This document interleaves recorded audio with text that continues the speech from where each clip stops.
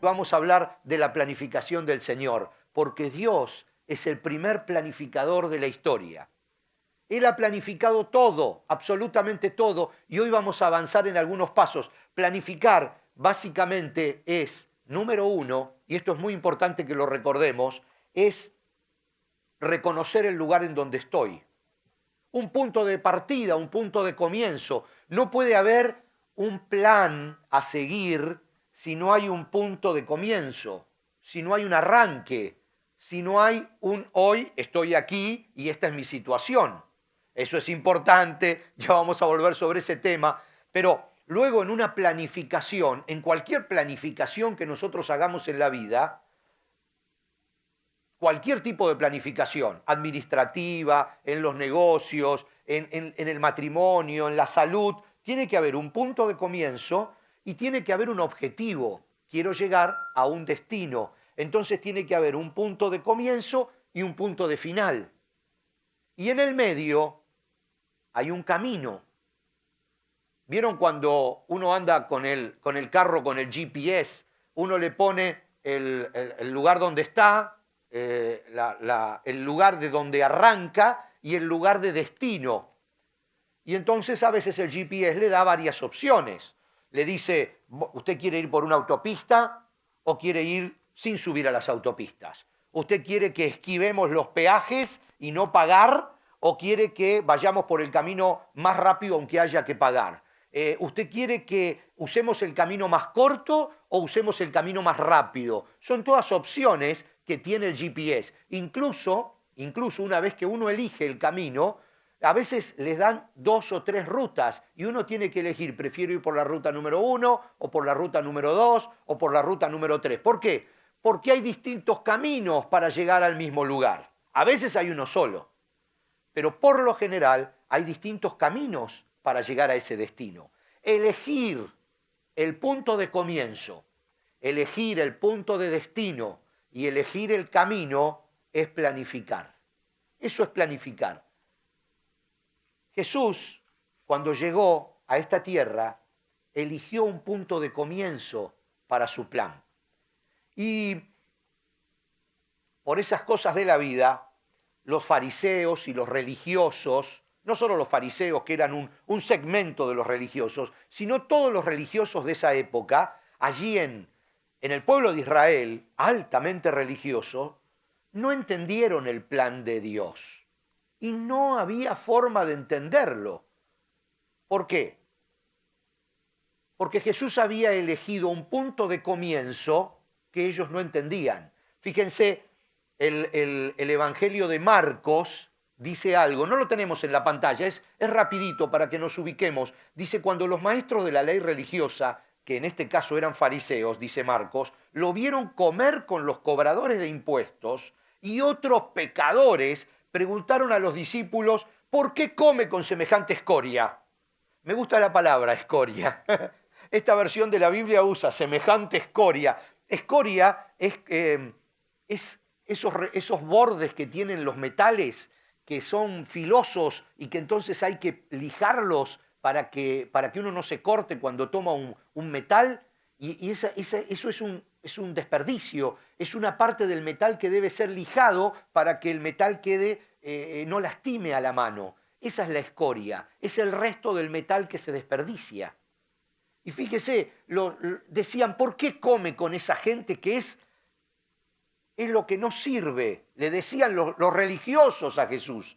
Y entonces dice, cuando Jesús los oyó, les dijo, la gente sana no necesita médico, los enfermos sí. No he venido a llamar a los que se creen justos, sino a los que saben que son pecadores. En pantalla, después vamos a tener algunos pasajes. Ahora no los tenemos porque lo que yo quiero que podamos ver es un poquitito el punto de comienzo de Jesús.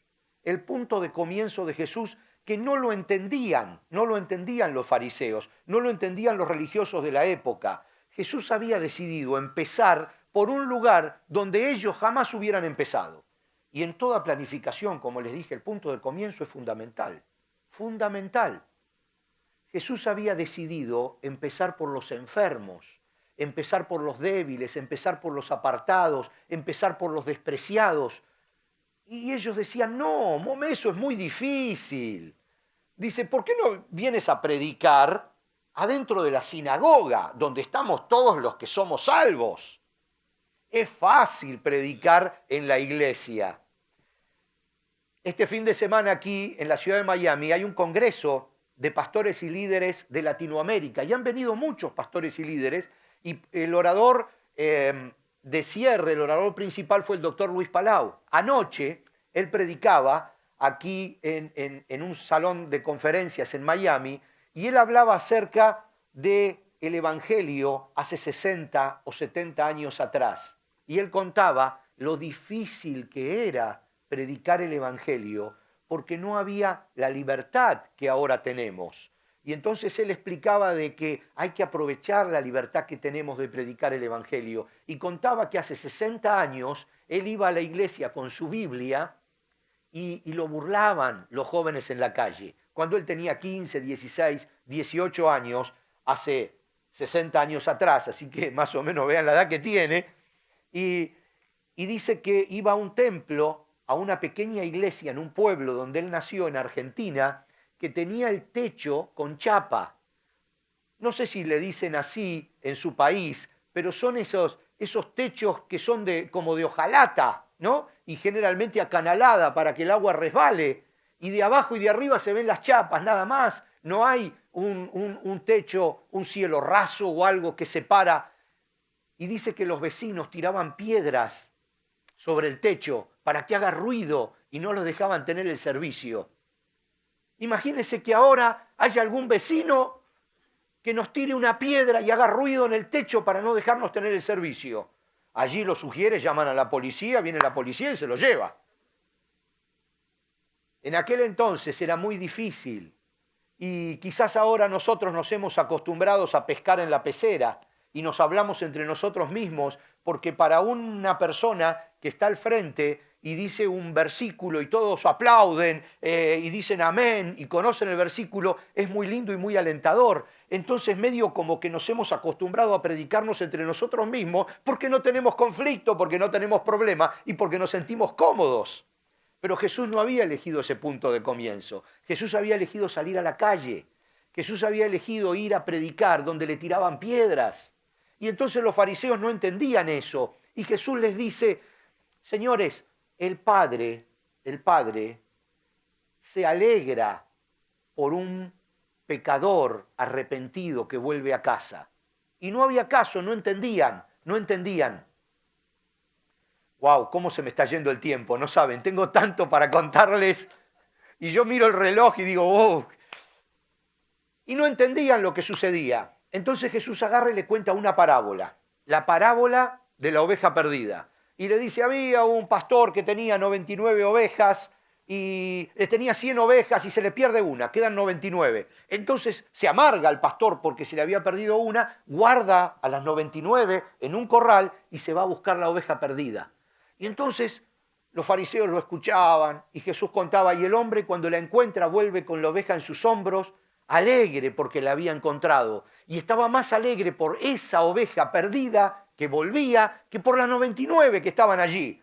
Y los fariseos lo miraban y no entendían absolutamente nada.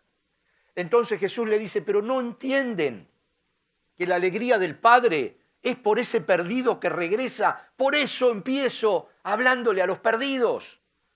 Porque lo que el Padre quiere es que ellos que estaban perdidos vuelvan. Y les dice, los sanos no tienen necesidad de enfermos, los médicos tienen, los sanos no tienen necesidad de médico, los enfermos tienen necesidad de médico. Yo voy a los enfermos, y no lo entendían. Entonces Jesús dice, bueno, muchachos, les voy a contar otra parábola. Y les cuenta la parábola de la moneda perdida. Y les dice, señores, había una mujer que perdió una moneda en su casa. Dice, y era una moneda muy preciosa y se amargó por haberla perdido. Y entonces comenzó a levantar todos los muebles de la casa. Levantó la cama, todo, lo dio vuelta hasta que encontró en un rincón de la casa la moneda que se le había perdido. Y se alegró más por esa moneda que encontró que por todas las demás monedas que tenía en la casa. Y los fariseos lo miraban y no entendían nada. y no había caso de comprender el concepto de la alegría del Padre de encontrar lo que se había perdido. Entonces Jesús dice, bueno, les voy a contar la tercera y última de las parábolas. Si no lo entienden con esta parábola, señores, ustedes no van a entender nunca más nada. ¿Y saben qué parábola les cuenta? La parábola del hijo pródigo. Es la parábola más larga de todas las que cuenta Jesús en la Biblia. Es la parábola más profunda y la que tiene más enseñanza. ¿Sabe lo que detalla Jesús en la parábola del hijo pródigo? Todo el plan de Dios para el hombre, la planificación de Dios desde el comienzo para el hombre.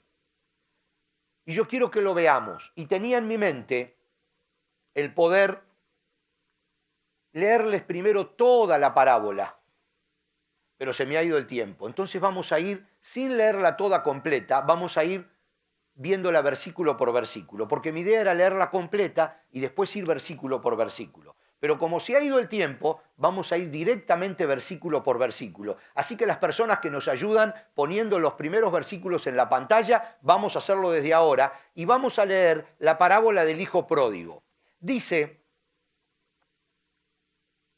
que un hombre tenía 2 hijos. Esto se encuentra, lo estamos leyendo directamente de Lucas 15, si usted lo quiere anotar, Lucas 15, del 11 al 32, para que después pueda leerla si usted descubre que hay algo que el Señor le habla a través de esta parábola, a usted también, la pueda leer completa en su casa. Lucas 15, del 11 al 32. Y comienza la parábola diciendo: un hombre tenía 2 hijos, el hijo menor le dijo al padre, quiero la parte de mi herencia ahora, antes de que mueras. Es importante que recordemos siempre el objetivo que Jesús tenía contándole esta parábola a esos religiosos de la época. Quería Jesús que ellos comprendan por qué Él había elegido ese punto de comienzo en su planificación. Porque el asunto es que no entendían por qué Jesús estaba predicándole el Evangelio a los cobradores de impuestos, a los pecadores, a la gente que no iba a la iglesia. Eso no entendían. Entonces Jesús con esta parábola le explica por qué Dios eligió ese punto de comienzo en su planificación. Y les dice, un hombre tenía 2 hijos. El hijo menor le dijo al padre, quiero la parte de mi herencia ahora, antes de que muera.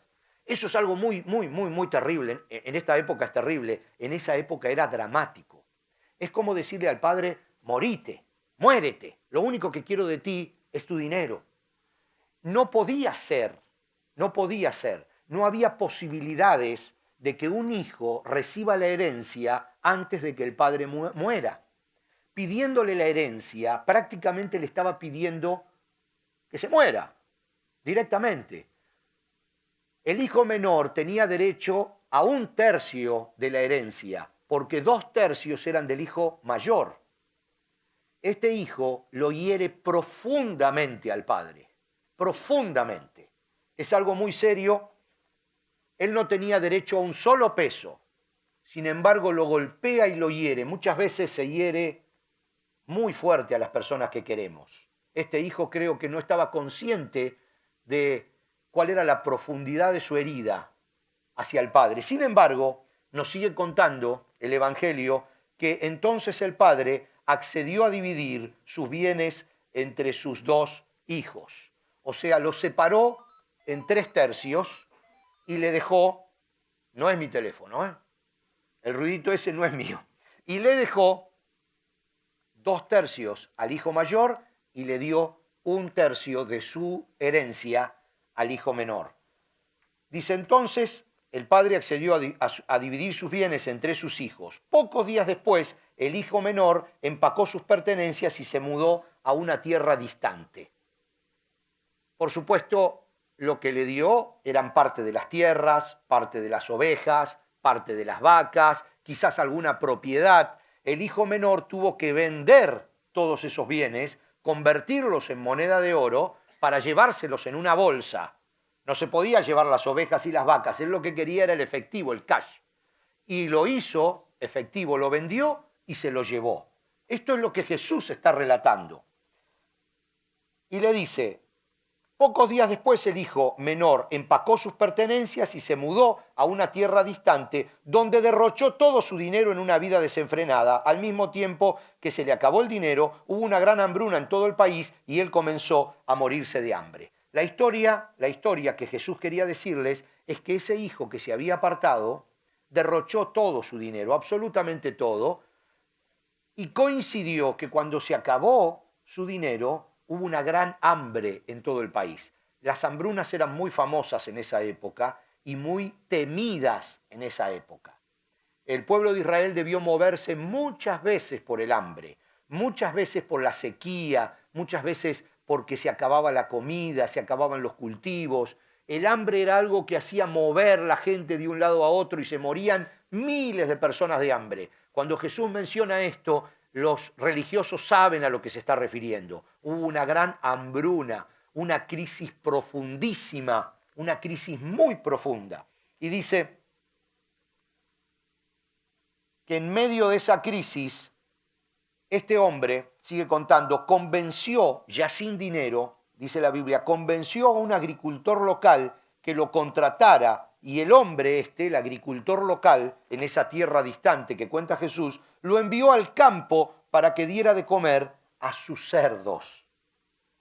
Acá Jesús utiliza algo bien interesante.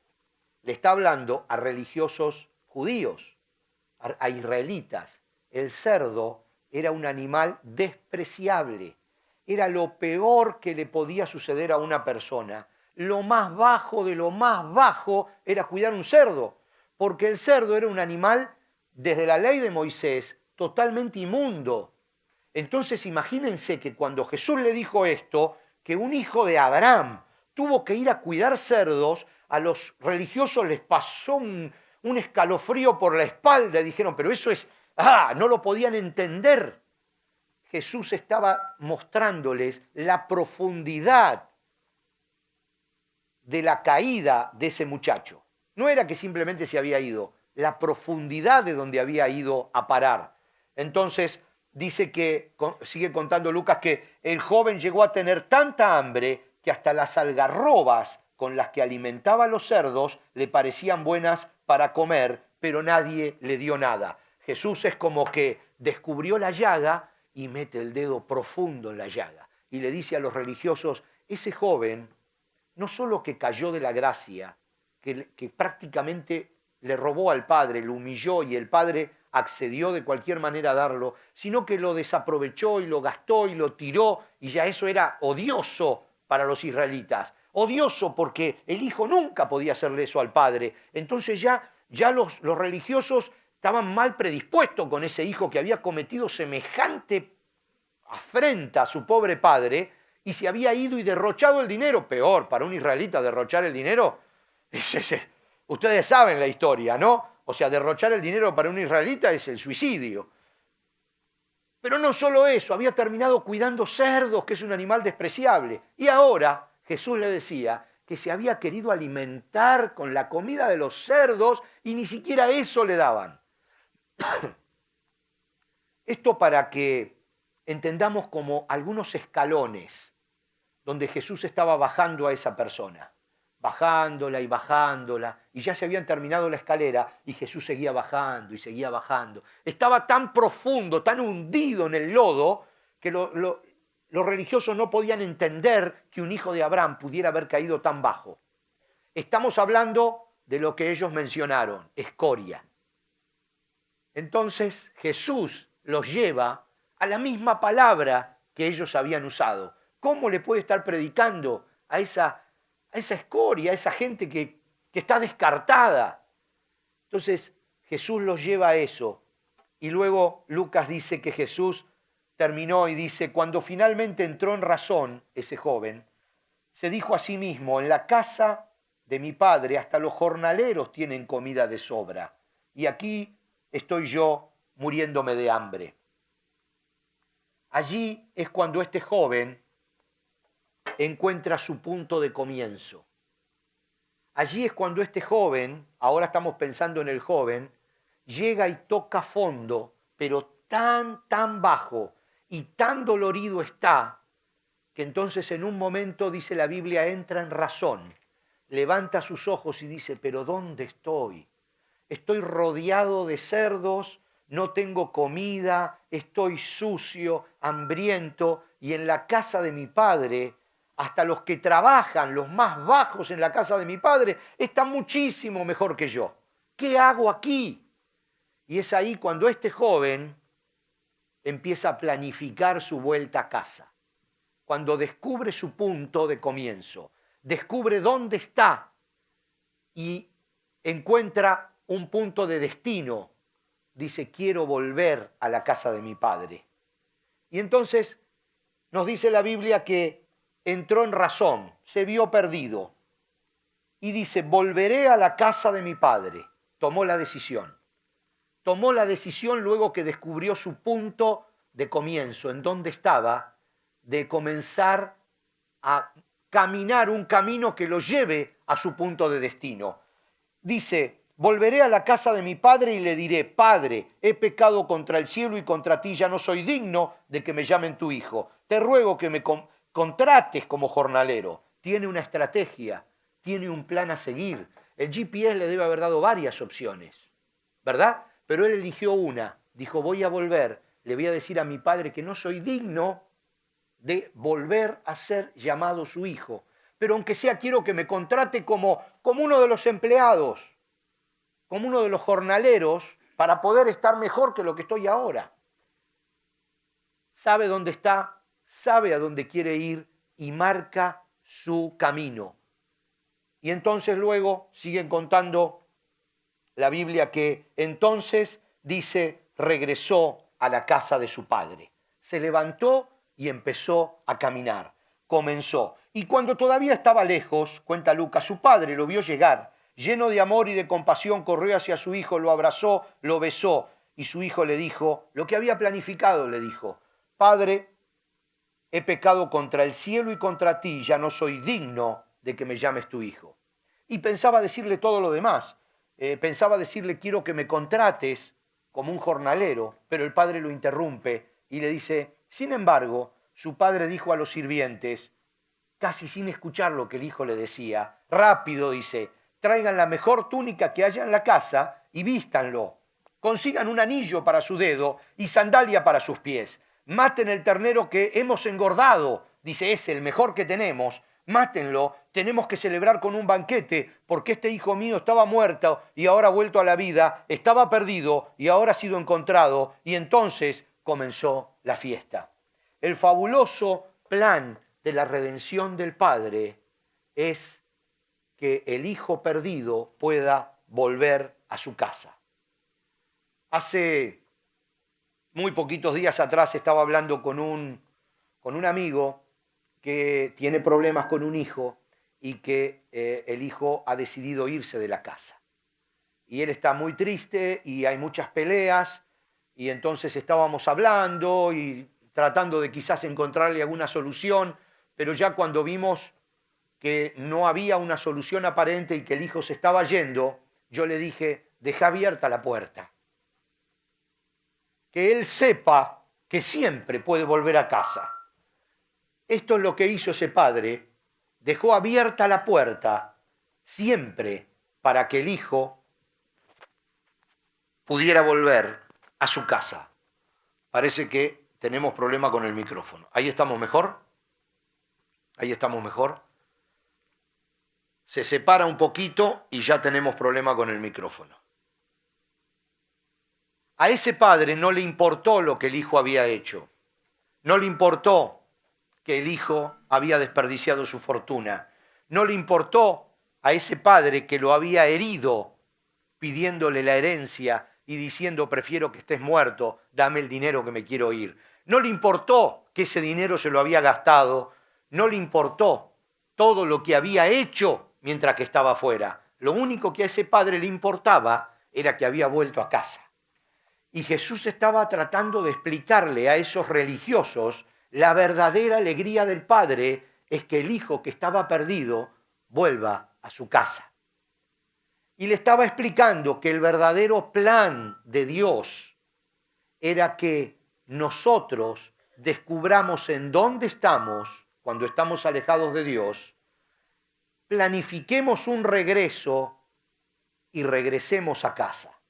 Estaba tratando de explicarles que él había elegido ir a decirles a los que se habían ido de la casa de su padre y estaban cuidando cerdos en lo más bajo, de lo más bajo, de lo más bajo de la vida, que el padre seguía con la puerta abierta de la casa para que ellos regresen cuando quisieran.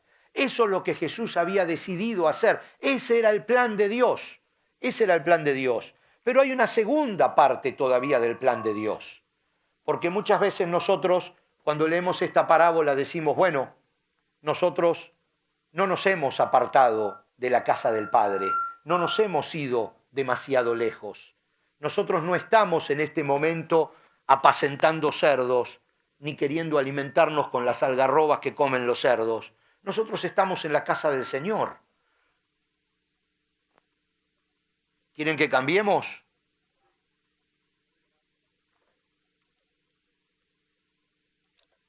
Bueno, ¿usamos este? Perfecto. Usted puede decirme, yo no estoy en la situación, pero Jesús, de ese hijo menor, pero Jesús con esta parábola quería explicar mucho más. Por eso es la parábola más grande, más explicada que tiene toda la Biblia. Es la parábola más detallada que Jesús dio en sus 3 años de ministerio. Y tiene otra faceta que también quiero comentar con ustedes. Sigue contando Lucas que Jesús relató, mientras tanto, mientras que comenzaba la fiesta porque el hijo menor había vuelto, dice, el hijo mayor estaba trabajando en el campo.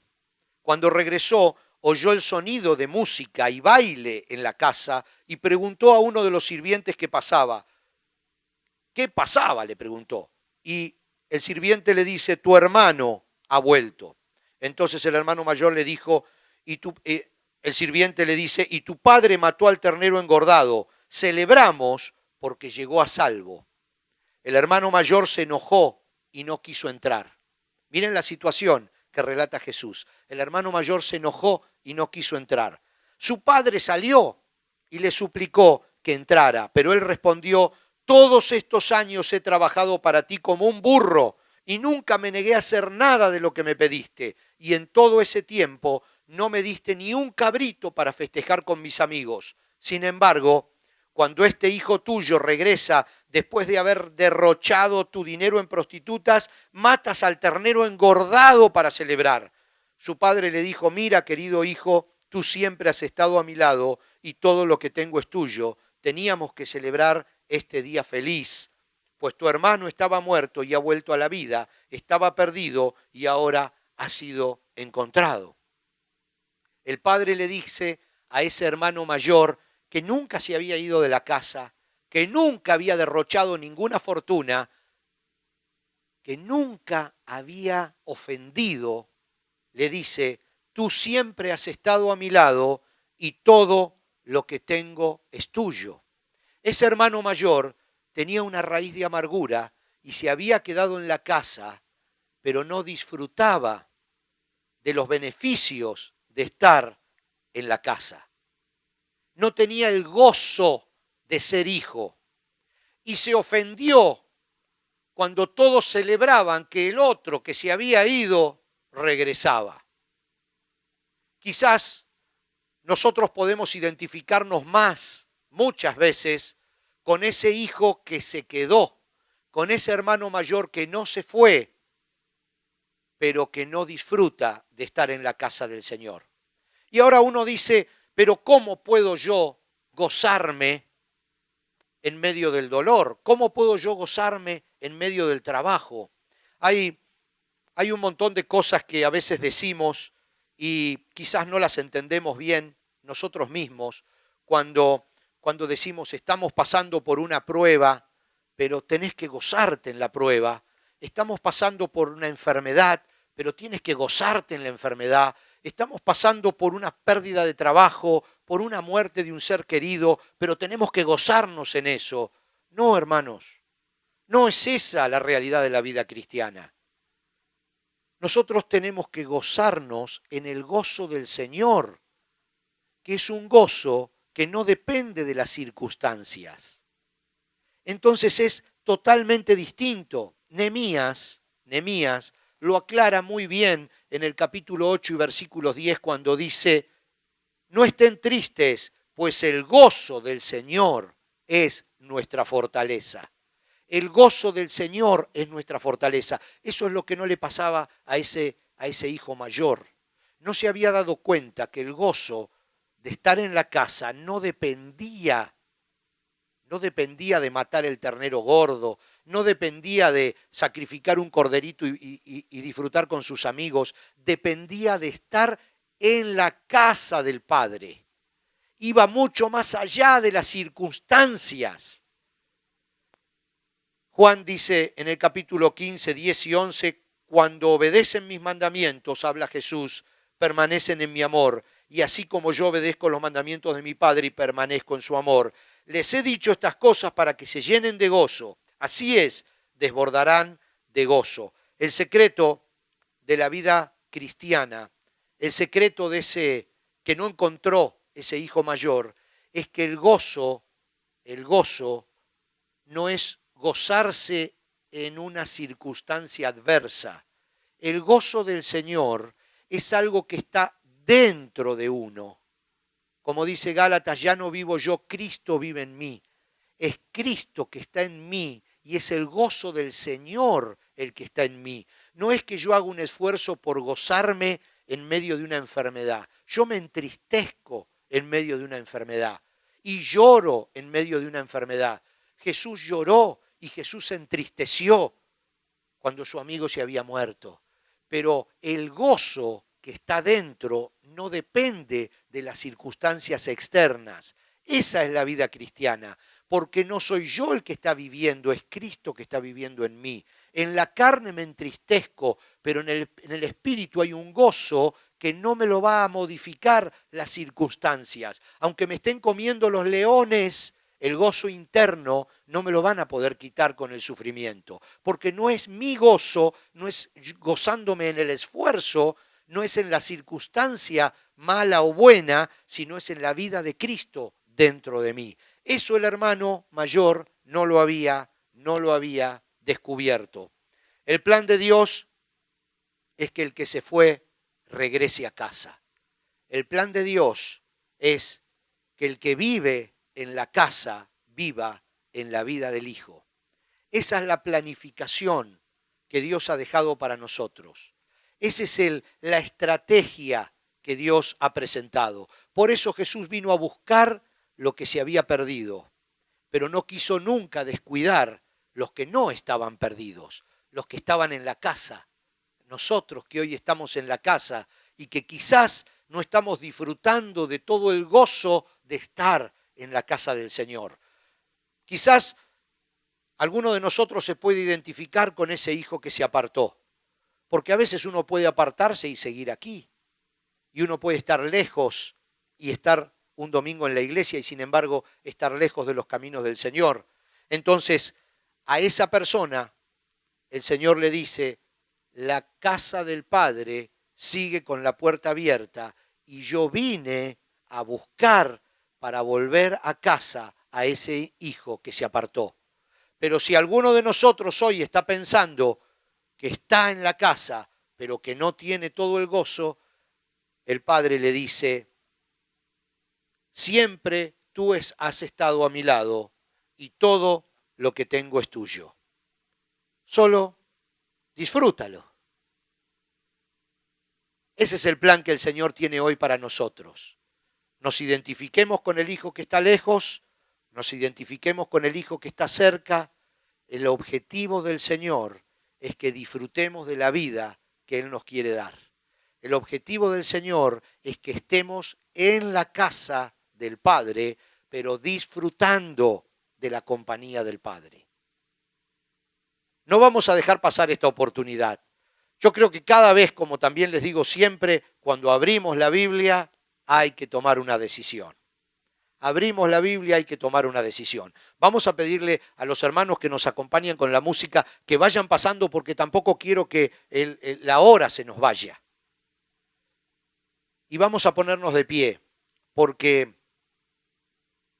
no sé con qué hijo usted se puede identificar de esta parábola. Si con el hijo que se fue o con el hijo que está.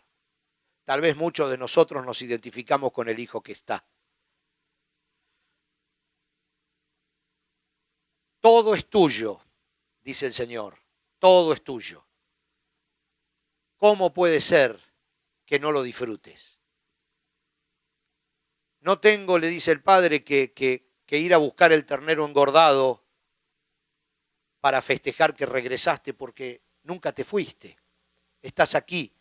Todo lo que tengo, le dice el padre, es tuyo. Es la hora simplemente de disfrutarlo.